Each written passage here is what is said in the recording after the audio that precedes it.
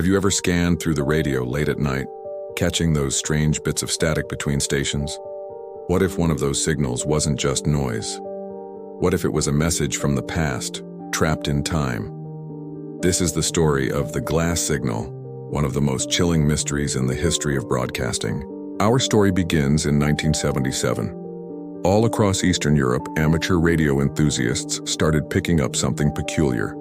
Every single night, right on the dot at midnight, a soft female voice would emerge from the static on frequency 12.6 megahertz. She would repeat the same three numbers over and over in a calm, distant tone.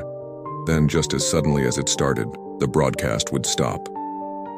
Silence. At first, people brushed it off. Maybe it was a new kind of weather transmission, a number station sending coded messages for spies, perhaps. But the signal was different.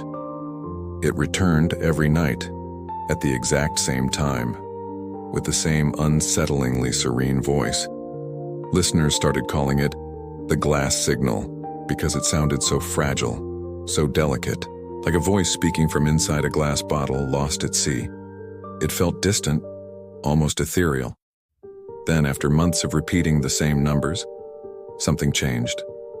The voice began broadcasting new sequences, not just random digits anymore, but dates from the early 1900s. This is where the story takes a darker turn. Historians and amateur sleuths listening in started cross-referencing these dates, and what they found was deeply unsettling. Every single date corresponded to a major disaster from the past: a catastrophic fire in a crowded theater, a horrific train derailment, a passenger ship that sank without a trace. These weren't predictions. They were echoes of tragedies that had already happened decades ago. The voice wasn't warning of the future, it was replaying the past. The mystery deepened, attracting experts from all over. Among them was a man named Dr. Eric Lenz, a respected sound engineer from Prague. Lenz became obsessed with the glass signal. He believed he was on the verge of a breakthrough, that he had finally decoded the underlying pattern. He theorized that the signal wasn't a broadcast in the traditional sense, but some kind of temporal echo, a recording of history itself, bleeding through into the present.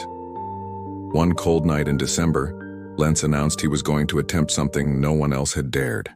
He planned to record the signal for 5 straight minutes, hoping to capture enough data to prove his theory. He set up his equipment, tuned his radio to 12.6 megahertz, and waited. The next morning, Dr. Eric Lenz was gone. His colleagues found his apartment completely undisturbed. His coat was still on the hook, his coffee from the night before sat cold on his desk. But his radio equipment was still humming, tuned to that same eerie frequency, and on his recording device, there was nothing but 5 minutes of pure, unbroken static. After that night, the glass signal vanished. The frequency fell silent. For over 20 years, 12.6 megahertz was just another empty spot on the dial, until 1999. On the exact anniversary of Dr. Lenz's disappearance, it returned. An identical signal, with the same fragile female voice, was detected. But this time, it wasn't coming from Eastern Europe.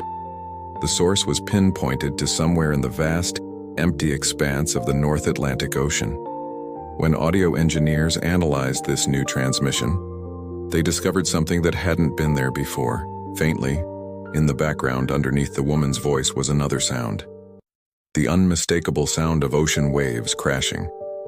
And something else. A barely audible whisper, counting. But it was counting backward. To this day, the origin of the glass signal remains a complete mystery.